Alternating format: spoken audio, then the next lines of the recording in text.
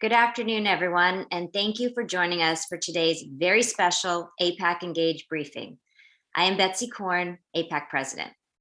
Before we begin, I want to remind everyone that the conversation today is off the record and closed to the press.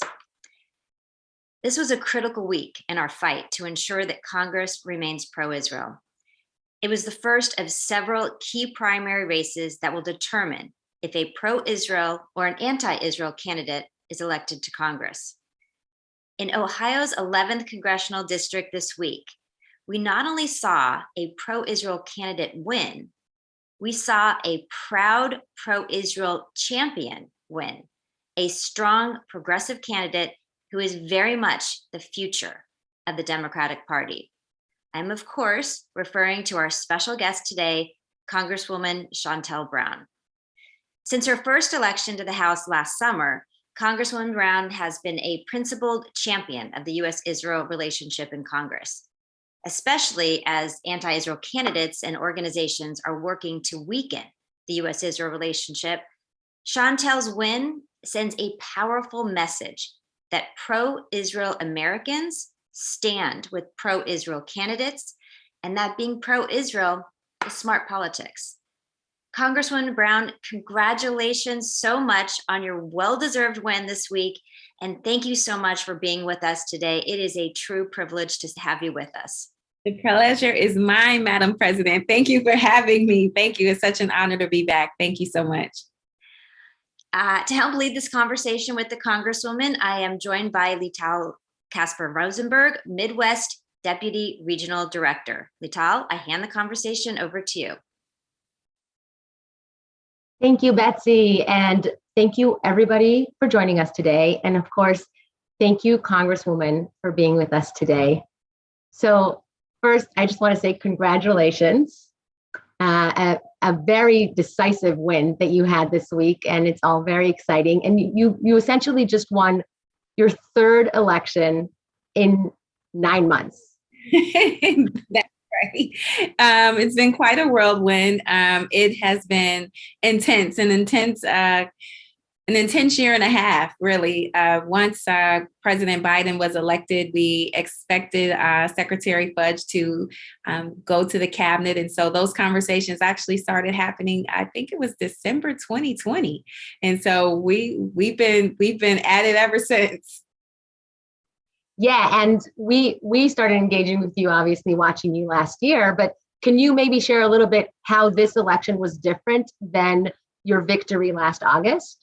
Oh, goodness. So if you followed the race last August, we were the underdog of underdogs. We were outraised, outspent. We were predicted to be to take a pummeling. You know, we were down more than 30 points. I think at some point it was my challenger had a 35-point lead. Our coalition was all pretty much, it started out as all local. Then as many folks started to get to know me, it began to expand. And that success carried over exponentially in this race as not only for supporters, especially amongst this group, but the voters and the local leadership here in Ohio's 11th congressional district. So after winning the special election and that also being a decisive win and somewhat described as a miraculous comeback, we picked up a lot more supporters, both locally and nationally. And that kept us ahead in polling and fundraising and spending. And so a lot different than the first time, but the pressure was greater, I would say, because it felt to me easier to get there, but so much harder to keep it because my challenger ran a different campaign where she was much more in your face and braggadocious. It was a lot quieter this time. And so the fear of the unknown due to the redistricting and the maps was quite real for me. And so we didn't let anything go untouched or unnoticed. We campaigned aggressively. We did everything that we knew how to do to win, and prayerfully and thankfully, we were victorious with a decisive win. So it is good to be the nominee, the Democratic nominee for the general election. Absolutely. And You mentioned the coalitions that you created right at the beginning and how it expanded over time. And after you were elected, you picked up more into that coalition. A lot of that work was also in your building a coalition with the Black community, with the Jewish community, and together. Yes. So can you share a little bit, just expand more about that? How did you build this coalition? How has it evolved locally, nationally? So both locally, I'm proud to say we already had relationships established in my previous legislative position. So that was not new. In fact, I often remind folks here that the opportunity to go to Israel was presented to me in 2018, where ironically, that was a trip where Mayor Bibb of Cleveland, Ohio, who is also newly elected, he and I were on that trip together. So it was a great synergy, just with that already being built upon before either of us got into the offices that we currently hold. But the support from the pro-Israel community, folks like Tim Williger and Albert Ratner, and they just reached out across the country to be able to help us really gird us up in a way to be able to remain competitive the first time. And that did not stop. And I'm eternally grateful for that. And so that relationship, or those relationships, were expanded because I think this race embodies what we remember in the days of the civil rights movement, where my Jewish brothers and sisters would work collaboratively with us as Black people in our community to really protect and fight for what should seemingly be fundamental rights for everyone. And so we capitalized on that relationship of the past, really making it something that was really at the forefront of the campaign, making sure people knew that I was a proud pro-Israel candidate, never backing down, never shying away. And it was reciprocated. The pro-Israel community fully embraced me and really gave me an opportunity to demonstrate how important this relationship has been historically now, and how much more it will be important to the collective us in the future. And certainly the pro-Israel community really does celebrate in your victory. We all feel like we've had some small part in it, and we've done what we can. And the people on this call are people who answered the call to action and took measures to have an impact. So we all celebrate in your victory. And we also know that the Ohio primary is actually one of the earliest primaries in this upcoming cycle. So we have more races to come. We have more work to do. But what do you think this race can teach us as we look ahead into the upcoming races? What can we learn from this? Oh, so many things that you can learn. So clearly, being a U.S. pro-Israel candidate is good politics, right? It is.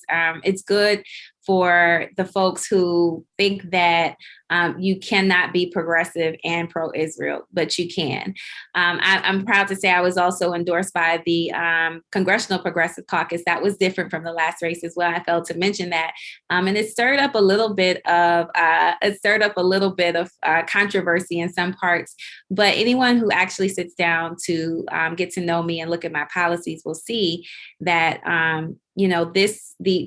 the issues that are considered progressive, I think Israel is leading the world in those areas. I mean, universal health care, equal rights, regardless to who you love, and all the things that we continue and sometimes still struggle with here in the United States. And so it is, to me, Israel is more progressive than some folks who maybe think that they are, that really hold hard and fast to that label. So it, to me, just made good sense. It was easy to do. And again, it's just my policies. The policies are where people, I think, need to focus on, and not even so much the labels. That's one of the things that I've always been consistent about. Look, I want to be in the rooms where decisions are being made. If that means being progressive, if that means being a New Dem, if that means being a member of the Congressional Black Caucus, I want to be in the rooms where decisions are being made. And unfortunately, that has been what I think the ingredient is to be able to successfully navigate a race like this. So I would say to folks that are looking at these races, focus on the issues. Don't get too caught up in the labels, and really focus on your issues, and let people see who you are and where you stand. Be authentic. And that, to me, will be the winning formula for any candidate. And obviously keeping the friends that we have in the U.S. Israel relationship are great allies. And it sounds like you keep reiterating you can be pro-Israel and progressive at the same time. Not only do they not contradict, but they actually go very well together. Absolutely. So you mentioned you were on an AIEF trip, the AIPAC Sister Foundation, AIEF. You mentioned you were on that trip and how it solidified your support for Israel.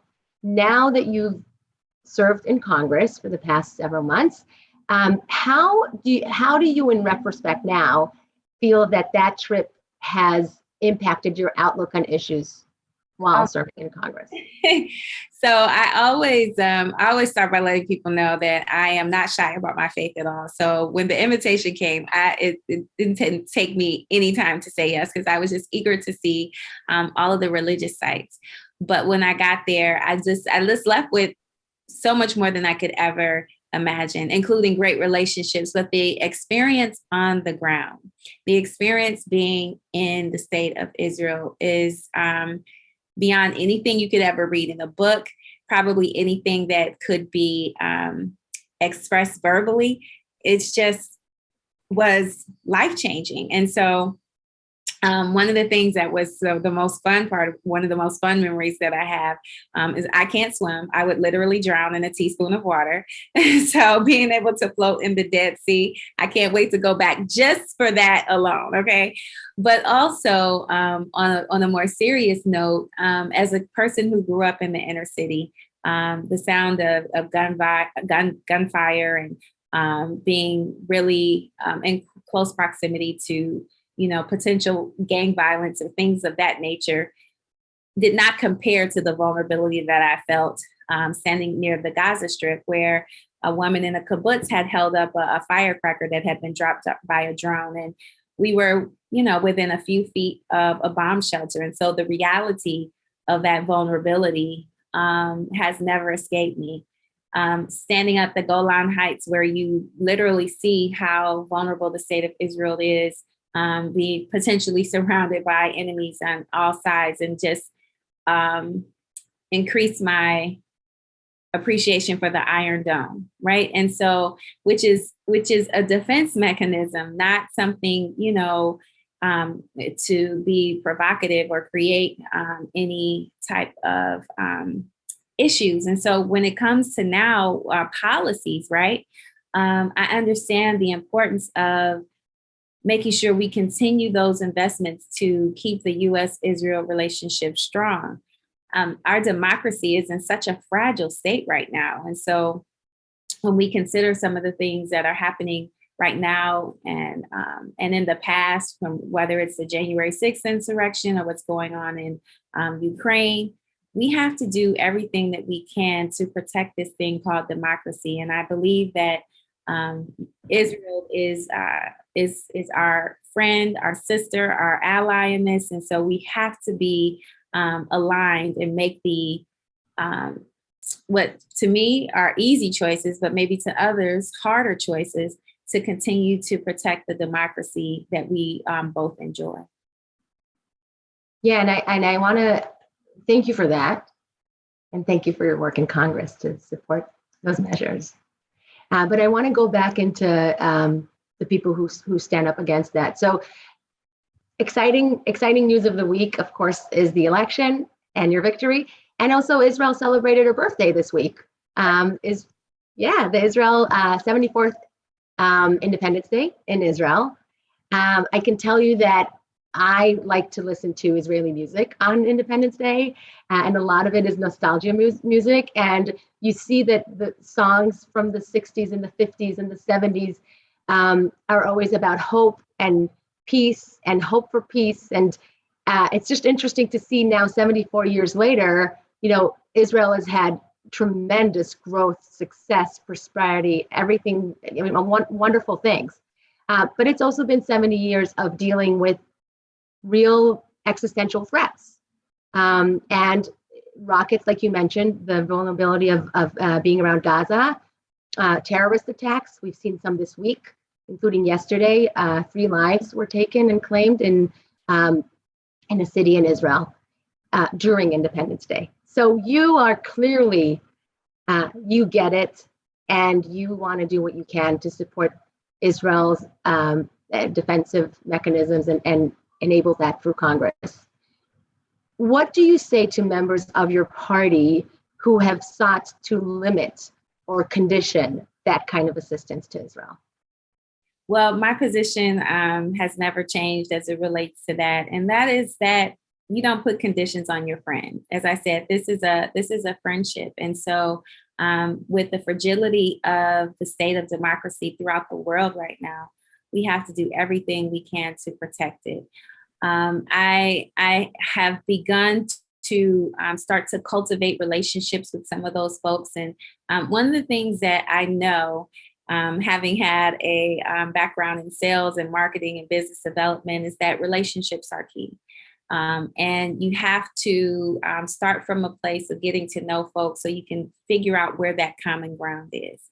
And so while I've only been in Congress a short time, I've not had those conversations yet. Happy that I will be able to have them at greater length as hopefully November we will secure a full 2-year term. But I say that to say that I think there has been too much my way or the highway, or if you don't believe what I believe, then you're evil and shunned. But have found is that, and I say this as humbly and respectfully as I can, I have been blessed with the gift to be able to connect with people rather quickly. And I hope to be able to utilize that gift to help bring folks along who perhaps have been closed-minded or unwilling to have those uncomfortable conversations, and see how persuasive I might be able to be. That is one of the things, again, that I think I've been blessed to be able to do.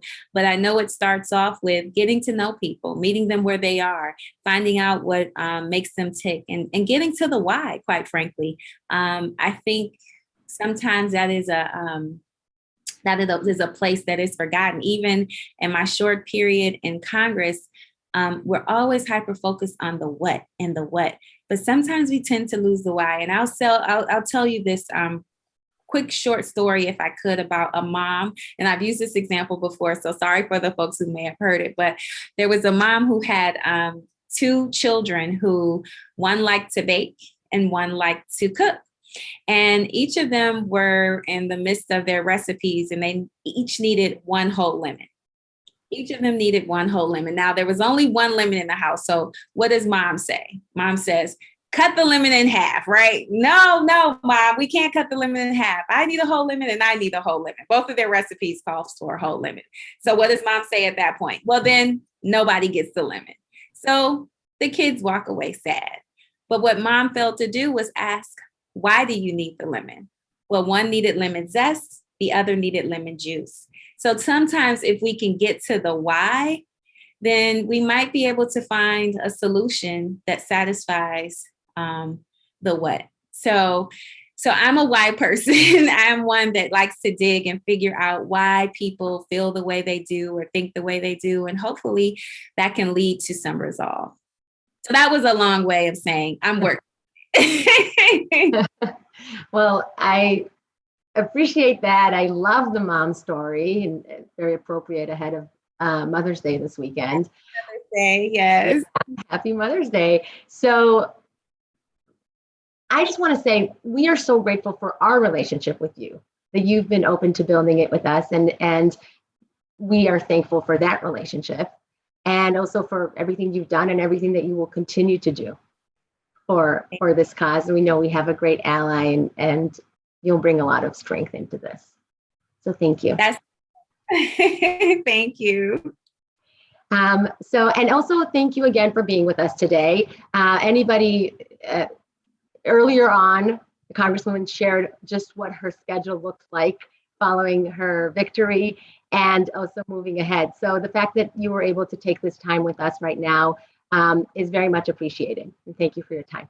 Well, I appreciate you. I cannot overstate how grateful I am for the support, just the experience from my AIPAC family and the opportunities that I've been afforded because of the relationship with my AIPAC family. I am eternally grateful. So it is my honor. It is my privilege to always join you. We always try to make accommodations whenever we can. And so I haven't done any other interviews or conversations since, so you are the first. And I am very, very grateful for the relationship and look forward to a long lasting relationship so that we can continue to make the U.S. Israel relationship stronger than ever. Amen. Well, thank you again for your time, and also congratulations again for your victory. We will be watching in November. Yes. Yes. All right. Thank you all. Take care. Have an amazing and happy Mother's Day to all the moms out there. Bye. Bye-bye. Okay, so this has been an important week for the pro-Israel community. We just had a very big first win that we should all take great, immense pride in it and the work that we've done leading up to this. However, it doesn't mean the work is done. It isn't. We have a lot more to do. We just kicked off a primary season. We're heading into more important critical races where we have detractors that are looking to find a seat in Congress and promote anti-Israel agendas. So my ask today of you, our ask today of all the people who found time to make it to this call and took action to help bring Shontel Brown, Congresswoman Brown, to where she is to do more. And not only to do more, but also find more people who can do this with us. Your friends, your family, your colleagues. There are many pro-Israel people out there who are not aware of the work that we're doing, and they don't know how they can contribute. And with this new world that we're heading into, there are more ways than one to contribute. You will be getting emails from us, you already have, about efforts to get out the vote, about opportunities to volunteer, and about ways to support more candidates. And what we ask you is to heed that call and to expand that call to your circle of friends. Thank you for your time. Have a wonderful weekend. Happy Mother's Day and Shabbat Shalom.